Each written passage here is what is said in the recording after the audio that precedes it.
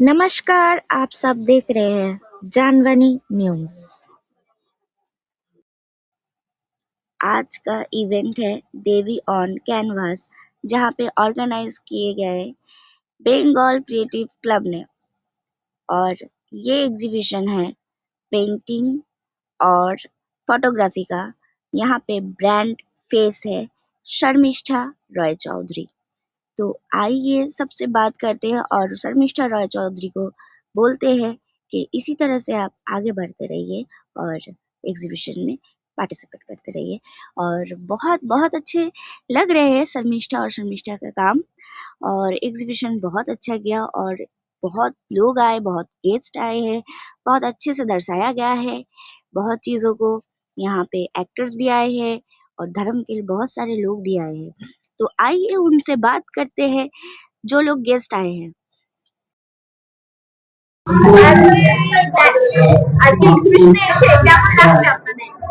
নমস্কার, আমি মল্লার তালবাদ্য শিল্পী এবং সুরকার মল্লার ঘোষ। সঙ্গে আমার সহধর্মিণী মল্লিকা, কবি এবং বাচিক শিল্পী এবং অভিনেত্রী মল্লিকা ঘোষ। আজকের যে উপলক্ষ দেবী অন ক্যানভাস একটি অনবদ্য প্রকল্প, যে প্রকল্পের রূপকার সুরত ভাই এবং শর্মিষ্ঠা বোন।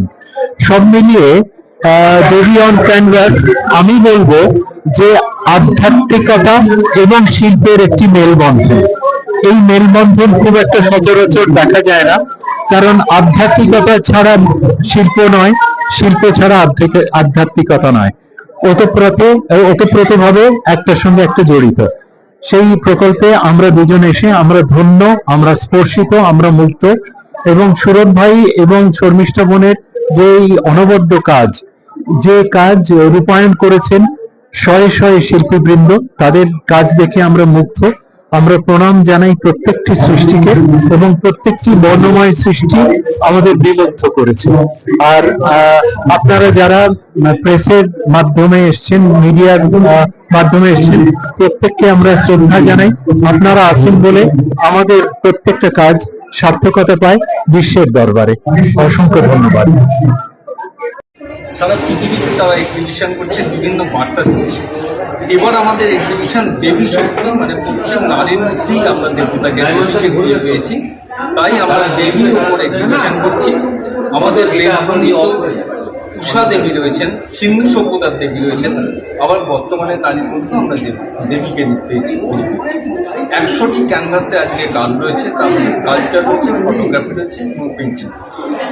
আমাদের এবার বিশেষ যেটা আকর্ষণ, যে এই অহিংসার পরিবেশ চারিদিকে যে তৃতীয় বিশ্বযুদ্ধের দোরগোড়ায় আমরা আছি, সেইখানে আমি 4টে ধর্মের প্রায় প্রধান ব্যক্তিত্বদের নিয়ে এই দেবী অন ক্যানভাস দেবী শক্তি সূচনা করাচ্ছি। তাই এটা আমাদের একটা মন্ত্র, হয়তো নিশ্চয়ই একটা শুভ বার্তা দেবে সমাজকে, যে সব ধর্মের একত্রিত হয়ে দেবী শক্তির আমরা আরাধনা করি, পৃথিবীতে শান্তি নিয়ে আসি। কারা কারা আসছেন আজকে প্রধান অতিথি হিসাবে? আজকে আমাদের 4 ধর্মের প্রধান আছেন, বিশপ আছেন, বৌদ্ধ ভিক্ষু আছেন, মুসলিম একজন মিনিস্টার আছেন, এবং আমাদের জগন্নাথ মন্দির মাহেশের তিনি প্রধান আছেন। এখান থেকে নতুন প্রজন্মের শিল্পীদের কি বার্তা?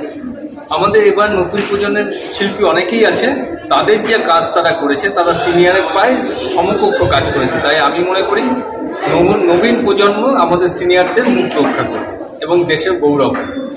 এই যে প্রদর্শনী, একটা করতে গেলে তার প্রস্তুতি নিতে হয়, এবং তার সাথে সাথে ছবির একটা যে বার্তা, যে ছবির মধ্য দিয়ে যে বার্তাটা পাওয়া যায়, সেটাও আবার মনের মধ্য থেকে আসতে হয়। এটা কতদিন লেগেছে? আমাদের 6 মাস আগে থেকে এই দেবী অন ক্যানভাসের প্রস্তুতি চলেছে। পুরুলিয়া বিভিন্ন জায়গাতে যেখানে আদি দেবী শক্তি আমরা খুঁজে পেয়েছি, সেইখানে গিয়ে তারা পেন্টিং করেছিল, খুঁজে পেয়েছি। এই প্রদর্শনী কতদিন?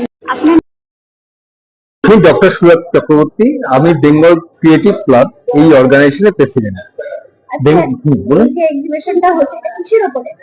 আমাদের বেঙ্গল ক্রিয়েটিভ ক্লাবে 2005 সাল থেকে আমরা বিভিন্ন থিমের উপর এক্সিবিশন করি।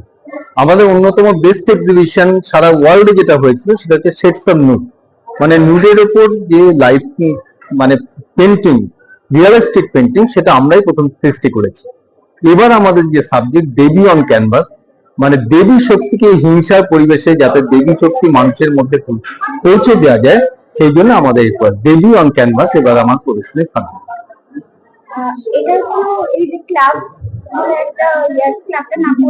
বেঙ্গল ক্রিয়েটিভ ক্লাব আমাদের অর্গানাইজেশন।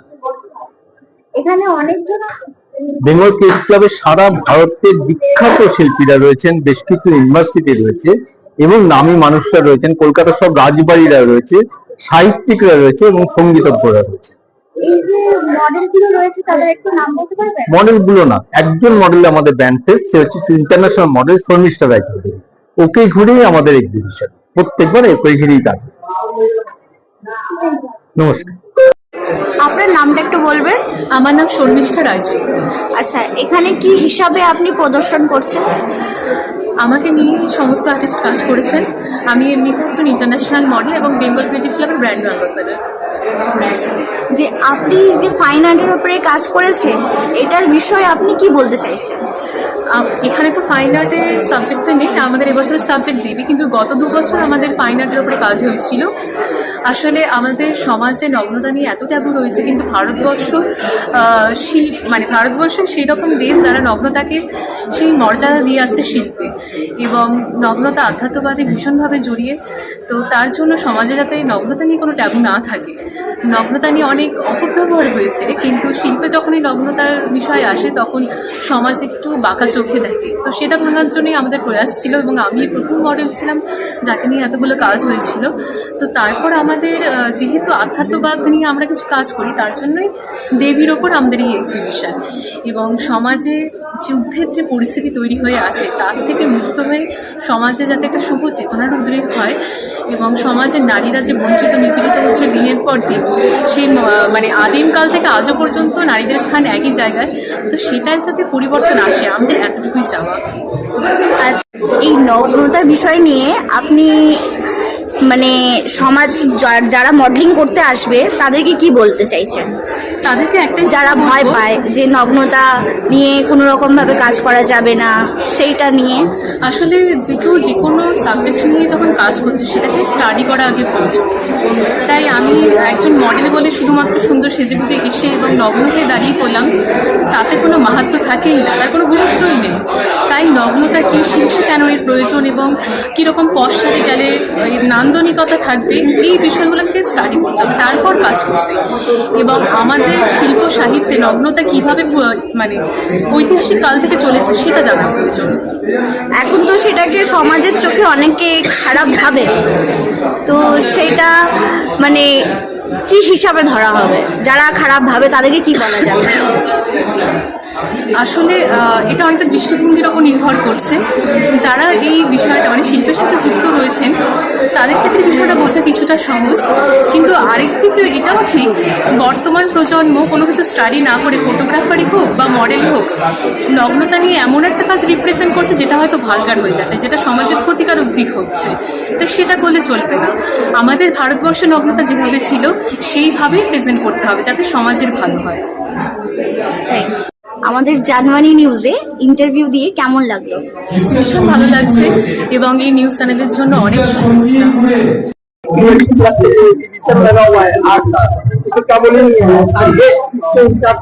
देखिए, ये डॉक्टर सूरज चक्रवर्ती द्वारा आज जो आयोजित किया गया है painting exhibition programme ICS Bihar में, ये बहुत बड़ा काम समझिए। ये एक अच्छा मैसेज जो हमारे राज्य के नौजवान है, जो जिसके अंदर कला है, जिसके अंदर में बहुत कुछ छिपा हुआ है, वो पेंटिंग के जरिए जो है वो समझिए दर्शाता है, दिखलाता है।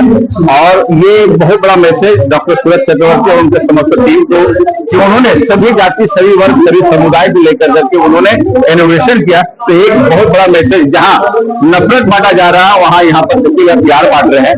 तो मैं उनको सैल्यूट करता हूँ, उनका भावना को, उनको सोच को सैल्यूट करता हूँ कि यही चीज हम समझते हैं कि भारत के तमाम राज्यों में ये चीज होना चाहिए।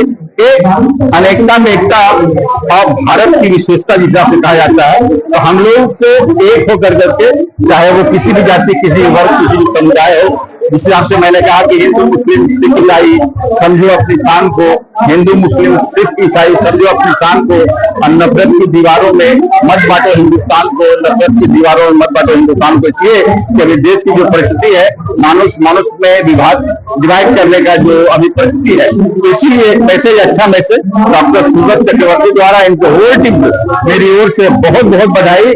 इसलिए कि एक बहुत अच्छा मैसेज आने वाले दिनों में, जिस हिसाब से कहा जाता है कि what thinks Bengal today India thinks tomorrow, तो ये बंगाल जो आज सोचता है वो इंडिया दूसरे नहीं सोचता है। तो मैं इनको अपने दोनों हाथ से इनको हम नमस्कार करते हैं, इसलिए कि इन्होंने बहुत जबरदस्त प्रोग्राम किया है। बहुत बहुत धन्यवाद आप तमाम मीडिया कर्मी को भी, इसलिए कि मीडिया आज चौथा स्तंभ है, जो समझते हैं कि मीडिया को देख करके आदमी बहुत ही ये होते हैं। तो हम आपके चैनल के माध्यम से कहेंगे कि हम लोग इंसानियत के लिए काम करेंगे, मानवता के लिए काम करेंगे। जिस हिसाब से 1905 में डॉक्टर अल्लामा साहब इकबाल ने लिखा था, सारे जहां से अच्छा हिंदुस्तान हमारा, हम बुलबुले हैं इसके, ये गुलसिता हमारा, मजहब नहीं सिखाता आपस में बैर रखना, हिंदी है हम वतन है, हिंदुस्तान हमारा, हिंदुस्तान हमारा। तो ये हिंदुस्तान हम सब का है, किसी एक का नहीं है, हम सब एक है, चाहे वो किसी भी जाति, किसी भी वर्ग, किसी भी समुदाय को। बहुत बहुत धन्यवाद, थैंक यू सो मच।